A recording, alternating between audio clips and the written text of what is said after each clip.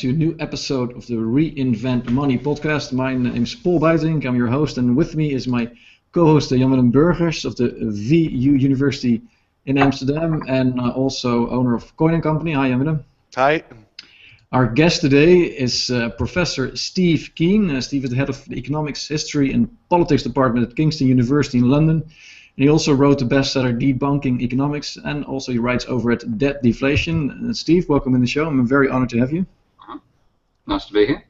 I ask the audience, please, if you have questions, feel free to drop them, and we can address them during the show.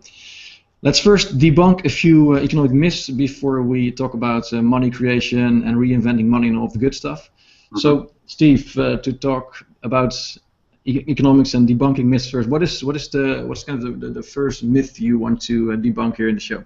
Well, without doubt, the most important myth that maintains the delusional view of the economy we have is the belief that it's an equilibrium system. And this is not a belief that the founders had. If you look back at people like Volra and Jevons and Marshall and Clark, all of the people who established neoclassical economics, they all believed that what they were doing was static, work at a point of intersection in a system with no time dimension to it. And they thought that what would happen in the 20th century was time would be added and disequilibrium would be modeled as well. And his successors have completely failed to do that. Their grand construction these days they call dynamic stochastic general, wait for it, equilibrium. And even though that model actually mathematically has an unstable equilibrium, they force stability on it by talking about agents who can manage to find the equilibrium because they're just bright enough to do that. And one of my most recent points said, if the agents are that bright, why do they need a market in the first place? Yeah. So it's an insanely stupid way of modeling the economy in the 21st century, now that all the mathematics we've developed in the 20th century has been manifested in computer software that can simulate and analyze non-equilibrium systems. So getting away from the equilibrium fetish is the most important myth. And the other myth, of course, which is relevant to your show, is the myth that capitalism is a barter system. Yeah, and that's back to Adam Smith, right? No, money has no essential role in neoclassical economics. Even now that they're bringing in what they call financial frictions, it's like adding an extra epicycle in the old Ptolemaic vision of the universe to explain a planet you didn't know was there, or it does some strange movements you didn't expect. But it's not in any sense making money an essential part of how they think about capitalism. So those two myths together are my two favorite ones to debunk.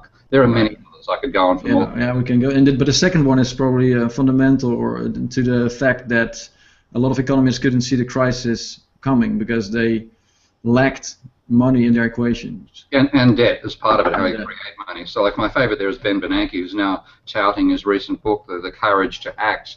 I wish he'd had the courage to think before the whole thing happened, because he dismissed Irving Fisher's debt deflation theory of the Great Depression on the basis that lending is no more than a redistribution from one agent to another, and without enormous differences in marginal propensities to consume, pure redistribution should have no macroeconomic impact.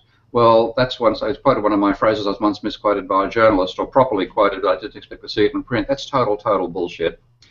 Because it leaves out the capacity of the banks to create money, and in that process create additional demand, and for the repayment of debt to destroy demand. But of all people, Bernanke should know that money is created as debt, right? He doesn't know that. He doesn't know that. He still believes in the. Isn't that just too bizarre to believe, as being the head of the Fed, not understanding his own business model? Krugman doesn't understand it. They all believe in what's called the money multiplier model, which is not only a myth. It's in a sense, it's empirically impossible for money to be created by relending deposits in the chain reaction style way that they model it. It was a simplistic myth that wasn't particularly damaging as an first stab, but when it's become ossified as how they think money's created, it's a total catastrophe. So they have no idea that money's created by debt, or they'll say yes it is, but it's limited by the reserve requirements of the central bank and the reserve creation. The banks create their own reserves, so it's. But this isn't the case at every central bank, though. So the Bank of England has come out. Okay, good. So you. I've got all the time in the world for the Bank of England. I'm actually giving a seminar there at their invitation in 3 weeks' time on Lewinsky software. Okay. They're open-minded. They're aware of the nature. They're published. They're on our side. So the Bank of England is a top-notch bunch. I wish they could lock Buitink in a room for a short while and don't let him out until he understands money creation. Yeah, they were the first to come out of the closet to indeed confirm and acknowledge that money creation is taking place within commercial banks, like 97% of the total money supply. That's right. That's right. They were like sort of coming out, belated coming out after decades of. Hey guys, we're gay. Yeah, so they can't. Yeah, we're money gays. But before we talk more about money creation, can I add just a few things that bother me as a sort of a layman when I watch when I hear people talk about economics? Yeah. The manipulation of numbers. Like, why are we always talking, or usually talking about economic growth in terms of nominal GDP? Because that's just, I mean, if we print more money, we have more nominal growth, but it doesn't really relate to. I want to see how many, if we grow as a society with more schools, more products, whatever. But why is there's so much focus on this nominal number? That's just highly. I'd actually disagree with you there, because I think they focus upon what they call real GDP growth. And GDP is just nominal, right? No, there's two versions. The first measurement is adding up all the monetary transactions in the economy. The second is then converting that into a notional, what they call real amount, using what's called a chained weighted index. So that when they publish a result about GDP, they're almost always talking about the real, which is a deflated version of the nominal. Okay, good. In fact, they distort the nominal because they include the value of some, but not all, non-monetary transactions. So, for example, they include in the value of GDP, they include the rental income earned by landlords, which is fair enough, but they also include the rental income imputed to be earned by owner-occupiers. And they factor that at the level that landlords are being paid for rental. That means that if you have a property bubble which pushes up rental incomes, that turns up as an increase in GDP. Yeah, they have all sorts of ways to massage these figures. I think recently also they've added to prostitution and gambling and drugs. Yeah, I mean, we'd be much richer if we included all the stuff we actually do. But nonetheless, it would distort the monetary flows in the economy, and we get a distorted picture of monetary transactions. And I really want to have one measure of GDP, which is pure monetary. So I actually think that that's the neglect of the need for an accurate measure of monetary transactions is partly where we go so wrong in our thinking about what is fundamentally a monetary economy. Okay, and then one more thing there, unemployment figures. I mean, I know you also you think they're fishy, right? Not only I think and especially in the States, I guess, but I guess across the world. If anybody wants to do an interesting study, you can go to the same place and just contrast the fallacious numbers that are published for unemployment versus the real numbers that are published for employment. Go to the St. Louis FRED database, Federal Reserve Economic Data, brilliant database, and search for the employment to population ratio. Now you look at that, and one look at that, you say, oh, so we're still in this slump, aren't we? Then you look at the unemployment numbers. Oh, great, we've recovered and back to good conditions. The difference is the unemployment data is completely distorted by the questions they ask, and also, like they ask whether you've looked for work in the last 2 weeks. Are you available now for work? Have you worked for 1 hour or more, voluntary or otherwise? In any capacity. So if you go and volunteer to help at the local soup kitchen, you're employed, or you're not unemployed. Right, that's the way they count it. So that's and also the Americans. Once you've been unemployed for more than a year, congratulations, you're not unemployed anymore. They drop you off the figures. So it's totally fallacious. But the employment to population, they simply count how many people are registered as employed by their employers. And they don't say, oh, well, how hard did you work last week? Oh, well, maybe there's 1.5 of you there, or none of this crap about it. So the employment to population ratio is trustworthy, and that shows America is still in a sustained slump. I liked what you, in your book, you also mentioned how they calculate it in Australia. Yeah. And I found that even more interesting. So if you work 1 hour a week, yep, you're not unemployed. That's part of the ILO definition, International Labour Organization. Oh, really? Okay. So, so all the unemployment figures have that distortion to them. So if you just work 1 hour a week, you're no longer unemployed. Yeah. I mean, some people earn enough money in 1 hour to do that, but not most of us. Thanks very much. So it's nonsense. So but is it like a nefarious plan behind this? Do you think governments are doing this because they want us to give the impression everything is but it's not, or is it bad economics behind it? There's a good friend of mine, Peter Brain, down in Melbourne, who did a study of all the various redefinitions that were done over a period of about 20 years. There's about 18 redefinitions in that period. Every last one of them reduced the recorded level of unemployment. Okay. But there is I mean, I don't think it's statisticians that are blamed for that. But in the pressure they're getting from politicians and negotiations and so on, I think that particular survey has been massively distorted. So if we were to compare our current situation today to say that in the Great Depression, and if we were to calculate unemployment in the same way, could you give us an indication of where we might be at? America in that case will be recording about 15%, I would say. There is a thing called Shadowstats, which I've occasionally subscribed to, that tries to maintain a more honest unemployment data as well as a more honest measure of money supply and so on. And I think something of the order of 15% is quite feasible. Okay, and so compared to the Great Depression, that is still substantially less. Less in America, and a large part of the reason why is because of the larger government sector. Because if you go back to the Great Depression and take a look at the level of the deficit that the government ran back there during the New Deal, the deficit was no more than 5% of GDP. Whereas partly because the government was simply that much smaller, so it couldn't run a large deficit, even with the scale of the public works they got into. It still only accounted for 5% of GDP. Even Germany ran about a 13% of GDP deficit during the crisis, and America ran 15%. So that much larger scale of government injection of money is why we haven't had such a huge slump. But of course, where it's not happening, Greece and Spain, they're in a depression. Yeah. So for Greece and Spain, it's really like the Great Depression all over again. It is well and truly. Yeah, and Shadowstats, by the way, it's a really good site. John Williams, I think, is the guy behind it.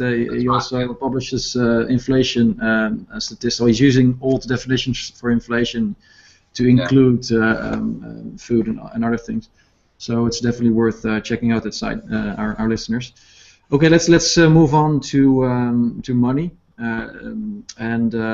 Let's talk maybe first a bit about people's QE or modern day jubilee that you've been fighting for so much, Steve. Could you explain in simple words what people's QE is and why this is a good thing?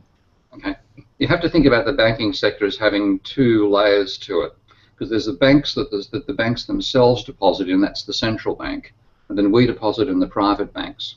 So what QE has been the Reserve Bank, the central bank, buying assets off the private banks.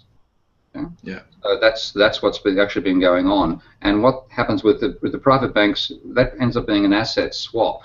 So they go from having bonds which are earning them income that they sell to the government probably at an inflated price, so they come out of it well there, and they get cash back which they don't earn much money on. So that encourages all the asset speculation they get into, because if they move the money, they use that money as banks to buy shares, then that can inflate the value of shares, and the money turns back up again in their reserves anyway. So you have this weird similarity. So who's benefiting from that process? Just the financial sector.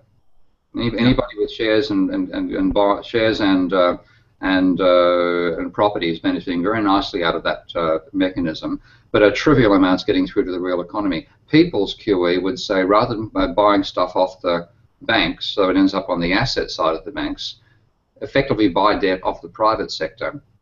So the money ends up in your bank accounts and my bank accounts, independently of whether we're in debt or savers. But any debtors who get that money injection from the central bank must cancel their debt. Whereas the savers get a cash injection, so it doesn't benefit people in the public who are in debt over people in the public who are savers, but it is used to reduce the level of credit-based money and replace it with fiat-based money. And that's going to be inflationary, right? Yes, deliberately, not a lot. What we have to do is deflate the debt level. That's the most important thing. The debt level in most of the Western world now is running between 1.5 and 2.5 times GDP, and that's just debt of the household sector and non-financial businesses. And that is a crippling level of debt, which means any change in the rate of growth of debt has a dramatic impact upon the economy, and the most likely direction now is down, so that what you then have is money destruction rather than money creation, and that's why demand is so deficient these days. So we need to get that level of private debt down from something of the order of 175%, it's not a bad average, from 175%, I think, down to about 75% of GDP or lower. Now, you wouldn't want to do that in one bang, but you want to do it in such a way that you don't destroy demand, because if you reduce that debt by that much, then you take out a whole year's demand out of the economy. That's doing it without some compensating mechanism. The idea I have for a modern debt jubilee would cancel that money, but have a compensation that people who weren't in debt also got a cash injection. So it would actually benefit people who don't have debt and don't have leverage in that sense. And it would also reduce asset prices, which also have to come down. So, but I do it in a slow and experimental way. I'm not about to go for a big bang and believe my theories are absolutely right. I want to be, treading carefully over that. But you could certainly try people's QE at the scale of something like, say, 10,000 euros per person. Now that would of course be even income distribution. It would reduce income disparities. It would reduce debt levels, maintain demand, and shift it towards the poor and the working class and the lower middle class. And I think that would be a rather good thing. So in the classical world, we used to see these kinds of resets quite frequently, actually, in the Roman and in the Greek world. Yeah. We actually have organizations now who are pleading for this in the UK as well as in the Netherlands. What do you think the chances of success are of making something like this happen? Very low, very low. But the possibility is there because the economic malaise we're in is going on for so long. And this is partly behind, I think, the success of Jeremy Corbyn in England recently, that everybody, all the politicians were offering new versions of neoliberalism. Now, neoliberalism only worked because of the increase in the debt, the financial sector debt that stimulated the economy as the debt was rising. Now, we've reached a level where it's not going to rise anymore. There's no longer that stimulus coming through. So neoliberal policies are failing, and it's a bit like saying, rather than being told, take this castor oil, it'll taste bad, but it's good for you, you're now being told, take this castor oil, it'll taste bad, and it's bad for you. Yeah. And what's happening is people are saying, well, bugger you, mate, I'm not going to vote for you anymore. Yeah. So there's that whole means of getting a electoral control is eliminated, and there's possibility that people like Corbyn could go in the direction of people's QE. So I think that's the best thing we've got going for us, that neoliberalism no longer has it doesn't even work by accident anymore. And it still promises pain and suffering for the lower class if you reward them at the upper class. So I don't think its political days are over, so there's a chance for change. I always find it a very weird term, neoliberalism, because if you look at the classic liberalism, they would never be in favor of central banks subsidizing big banks. So it has nothing to do with classic liberalism. Yet a lot of people call it neoliberalism. I don't see why it's liberal at all to subsidize banks at the expense of normal people. Could you explain that? This is a twist that neoliberalism didn't expect, because they thought if they deregulated the economy and let the financial sector rip, we'd get more efficient allocated resources and higher growth rate. That's the whole story behind neoliberalism. A neoliberal economy, according to the theory, should have grown more rapidly and been more financially stable. Well, throw that in the trash can. It's grown more slowly and been financially unstable, so they've been forced into doing things they never thought they'd need to do to maintain neoliberalism. But it's more like corporatism, right? I mean, the way corporates are being subsidized over at the expense of normal people. It's more corporatism than, or it's just semantics maybe. But I agree with you that people are like fed up with this whole notion of them being on the bad side of the deal. And that's why all these people like Corbyn and others are getting traction. So do you think momentum is building up for? I think the other day Draghi even answered a question from a Dutch politicians about people's QE. Yeah, it's building, but at the same time, the collapse of this is a bit of a side effect. But if we hadn't had the ludicrous incursion into Iraq, we wouldn't be having the level of refugees we've got coming into Europe right now. So that particular piece of stupidity by the neo-cons as opposed to the neo-libs is possibly going to undermine political consensus of any description in Europe, and that could derail the potential consensus for things like people's QE and so on, because you're going to get a rise of racism in Europe. So that concerns me quite strongly. Is there a design behind that, you think? No, stupidity. Stupidity. I mean, having a good debate with a good friend of mine, Linda Torito, wrote the book Bootstrap America, and she made we were both talking to a friend who saw a conspiracy theory behind the invasion in Iraq, and we both simultaneously quoted something we knew from Bush. George W. He got ambushed by the media in a golf match, playing golf somewhere, and was being asked about why to go in Iraq, and he finally turned and blurted to the camera, and try to kill my daddy. Yeah. It really comes down to something as visceral and testosterone based as that, on top of the stupid argument that you could actually invade a country and take over its oil resources effectively. So that was, please don't think it was an intelligent decision to go into Iraq. And now, of course, we're dealing with the refugee and the ISIS and all the stuff this has created. So yeah, I don't think this wasn't deliberate. It wasn't sensible. It wasn't thought out. So let's talk a bit more about money and credit creation. Are you?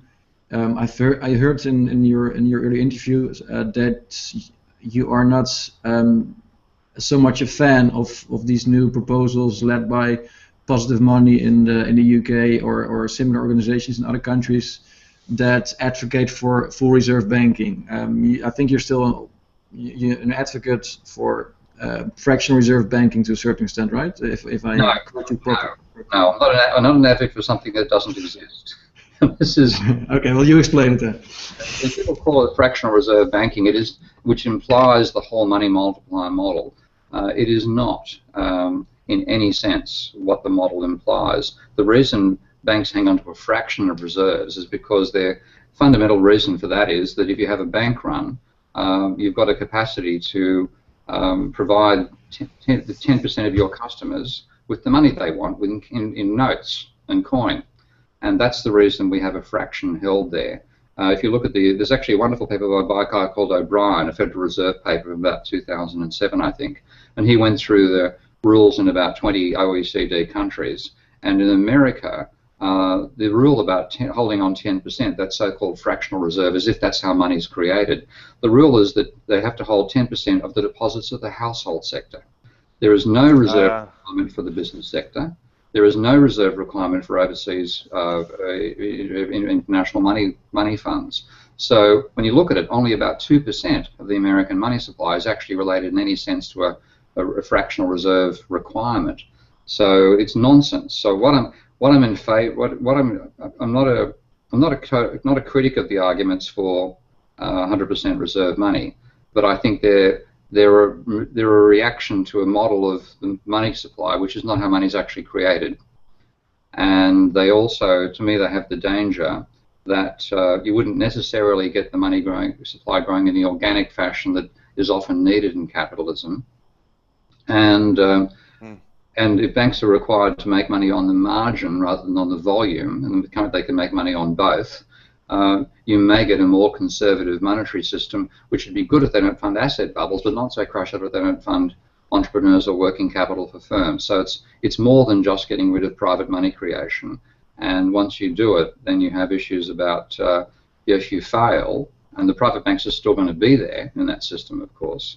If there's any crisis that comes out of the economy, it'll be blamed on the monetary authority, and let's go back to private banks where we all knew what we were doing again. So my fear is about the capability for that system to be politically undermined by one or two failures and get the banking sector back in there again, get a wrong explanation of why they failed, and we'll be back in a private money system once more. So what are the political steps necessary to come to your ideal world? So first of all, we have people's QE, and that can be done in a tapered fashion, I guess, in order to make sure it works and we don't go full in. Yeah. But what would be the next steps in order to avoid a next debt build-up to take place over time? We have to make it very difficult for banks to make money out of funding asset bubbles. So I would, for example, I would abolish margin lending completely. If you're going to buy in the stock market, you use your own money, and because that's leverage is a major part of where you get the asset price levels and volatility from. That'd be in very much limit the extent to which you can have borrowed money in equity, which undermines the whole concept of equity to begin with. Then when it comes to lending for a property, I've got a proposal I call the PIL, which stands for Property Income Limited Leverage, which would add a control to the amount of lending that could be done by a bank to finance a property purchase to some multiple of the income earning capability of that asset. So like an imputed rent calculation, let's say it's 10 times the annual rent. So if you're living in a place which rents for, as I like the place I'm renting here, rents for about, say, 25,000 euros. Well, the most anybody could borrow to buy this place would be 250,000 euros.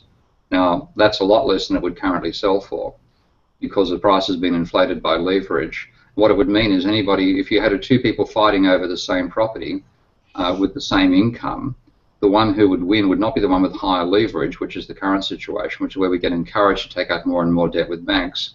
It would be the one who saved more out of their income. So you put a negative feedback system between asset prices and leverage rather than the positive one we have right now. And then I'd also want to enable banks to make money out of lending to entrepreneurs. So what I call EELs, which is entrepreneurial equity loans, would be that when you're lending to an entrepreneur, rather than just getting the interest payments, the bank would take a proportion in the equity of the company. And if the company succeeds, then they gain dramatically after an increase in the value of the equity. If the company fails, they write that equity off. And they might leave. That way, if you win out, if 1 in 5 entrepreneurs succeed, you may lose money on 4 and make a fortune on the 5th. And that would encourage banks to lend to entrepreneurs. But you could also manage that sort of idea through enabling things like Kickstarter and Indiegogo to be money creation systems, as well as people allocating their existing money to a project. So anything that enables us to fund entrepreneurial behavior. But you want these platforms to become money creators as well, so that needs to be, so they would get a bank license then, or they would, that what they create would be legal tender as well, or how would you see that?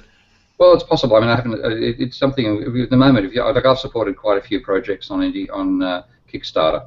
I'm waiting to get a 360-degree camera that I've supported 2 years ago, and a new Australian-made tablet that's also about 2 years out of date, 2 years behind schedule. But supporting stuff like that at the moment means putting some of your money into it. Now, if you got something else which was a certain sort of electronic wallet that you could use for that sort of stuff, where the state put the money in your wallet only for the sake of funding those sorts of ventures, and then you had some sort of equity position you might take as well in the stuff you funded, that could be a way of harnessing sort of crowd intelligence to decide what gets funded, rather than relying upon banks to make the decision. So it's something like that that gave us that organic nature of banking that Schumpeter explains so well as the positive argument for private banking, but do it in such a way that we don't get the negatives we've all seen where they finance asset bubbles and Ponzi schemes. And how well do you think regulators in, let's say, the Western world are capable of imposing these kinds of regulations? So one of the things that we've seen in recent years is as soon as we think of regulations, banks find ways to escape them. Yeah. And I think one of the consistent problems is probably that we're understaffed as well as regulators. What's your perspective? What's your perspective on this? I'd rather make it something which is legally designed. So make it illegal to give a loan of more than 10 times the income stream expected from a property, and hand it over to the law courts. Okay. And have regulators who are actually like prosecutors rather than regulators. Because regulation, yes, will always be behind the track. And I remember having a few conversations with people, leading people in the bank, saying that it's the only industry where you invite the criminals in to discuss how you're going to change the laws. Like happily describing themselves as criminals, and saying that when they're listening to how the new regulation, their minds are thinking, okay, how can we get around this one? And that's before the law's put into operation. So the law might take, like they'll have meetings to discuss proposals to change legal regulations in the finance sector, and 6 months to a year later the law's implemented. They've already designed how to get around it if they want to get around it. So this week ING, it came out in the press in Holland that ING actually drafted the legislation with regard to the cocoa bonds. And so they could have a huge fiscal benefit that normal companies cannot enjoy. So exactly, yeah. Interesting. Okay, well, Steve. Then one of the things I find very interesting is the ability for people to create their own money outside of the system. Things like Bitcoin. What's your take on that? Well, the trouble about Bitcoin is volatility of the price. I'm back seeing it apparently taking off to the stratosphere again right now. And Hayek actually makes this point as well, which is quite intriguing. The currency to work needs to be price stable. So the price, you can have some inflation and deflation of products you buy money with, but you want the value of money to be relatively constant. Bitcoin's designed like a version of gold, and very expensive to mine and so on. It's a whole range of things, which means it's sort of created by people with a very fallacious vision of how money should actually function. So, but that's negative set against it. The positive in favour of it is Cyprus, because as soon as the EU decided this concept of bailing in depositors, which means when they have a downturn, let's destroy money. Isn't that a great idea? Well, that completely legitimised a form of money which is outside state intervention, and Bitcoin and stuff like that are outside state intervention. So when you've got moronic, and that's the only way to describe that particular decision, moronic decisions made by people who are supposed to manage the monetary system, and that legitimises something the state can't touch. No. But I'd rather see a more stable version than Bitcoin. I think Bitcoin, by trying to emulate gold by being really hard to find, the mining routine, and by being set up in such a way that there's only a set proportion, even though they can be infinitely divided, I'd rather see an organic money system where you get people in a particular social group who can create money in their own social group and then have exchanges between sort of individual central banks effectively to enable multi-money transfers. So, but that sort of stuff is, the only reason that sort of stuff comes about is the credit-based money system has collapsed in some way. And so I think they're great systems when there's a breakdown, and we should have more of them. And they were certainly successful when they happened in Austria during the Great Depression before they got shut down by the central bank there at that time. So I'd like to see them develop right now, because the private sector system has failed, and we do need an alternative at the moment. So it is. It's like what Brett Scott said. We had Brett Scott on a few weeks ago. Maybe you know him from the London scene, but he sees sort of Bitcoin like a dark knight almost, as a countervailing force to keep the powers that be in check. Yeah. So it is possible to create stable currencies outside of fiat currencies. It's possible, but nobody has done it on a grand scale as yet. And one of the reasons I've got against that in general is that the world's got enough bloody complicated choices in it without having to choose which sort of money you decide to take on, and potentially making a mistake and getting wiped out by it. The neoclassicals have greatly exaggerated the benefits of choice, and sometimes you just don't want to have to make a choice. You simply want something that works. And so I'd rather you admit the credit system is broken down, it doesn't work, we need an alternative, but not expect us to live in a permanent state of alternatives where you're tossing up what money you're going to use to go and buy coffee with. No, but there is a benefit to having a certain number of alternatives, right? It's like with cereal in the US, you look in the aisles and there's 10,000 kinds of cereal. Well, I don't need 10,000, but it'd be nice to have maybe 10 or 8. A bit of variety is useful. Okay. Yeah. Great. Well, thanks so much, Steve. It's been a very insightful and enjoyable half hour. John Willem, maybe any final questions from your side for the professor? Yeah, no. maybe a nice final question would be, what's your take on? So we have deleveraged, I guess, to some extent since the last financial crisis. Although I think recent statistics say we're leveraging more and more again. What's your take on where we currently are? What's the risks? What risks are we currently facing? We've turned Japanese. That's been my phrase since 2000. Okay. We've repeated the Japanese mistake. We're at much the same levels of debt, private debt that Japan has now, which is they've been stuck on 175% of GDP as their private debt level for about the last 15 years. And debt dynamics have determined, private debt dynamics have determined the ups and downs of that economy. We're now stuck in the same situation without the capacity to export to the rest of the world that Japan had at the time. So I think we're stuck in a stagnation caused by the level of private debt. And unless we get it back down substantially without causing a decline in demand, we're going to be stuck here for 25 years as the Japanese have been. We got another question from the audience, by the way. I see it in Twitter from Jonathan Rabbit. Steve, he asked, can you talk about monetary velocity? Why is it falling? Is it related to the push for a cashless economy? Why is what falling? Why is monetary velocity?